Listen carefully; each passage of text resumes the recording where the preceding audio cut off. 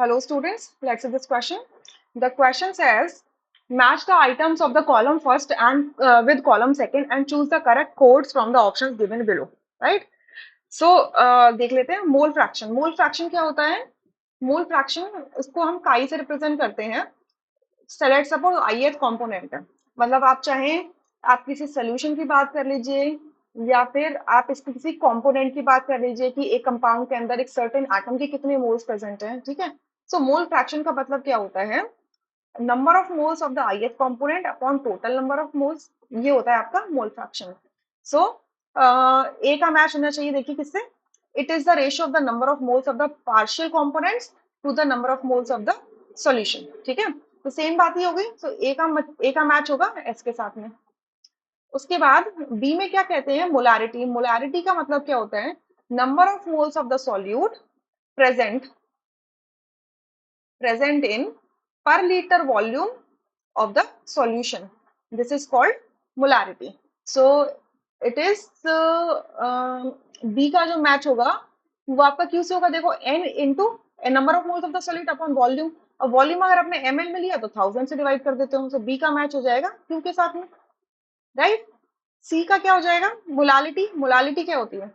Molality क्या होता है? Number of moles of the solute present in per kg weight of solvent. Solvent के per kg wait से होता है. तो आर में देखो क्या लिखा है? It is defined as the number of moles of the solute present in 1 kg of the solvent. तो सी का मैच होगा आर के साथ में. ठीक है. एंड डी में क्या लिखा हुआ है? m1 into V1. देखिए m क्या मोलारिटी है और v क्या वॉल्यूम है. तो मोलारिटी को वॉल्यूम से अगर मैं मल्टीप्लाई करूंगी तो क्या बचेगा? नंबर ऑफ मोल्स बचेंगे ना. n क्या होगा? m इंटू वी होगा.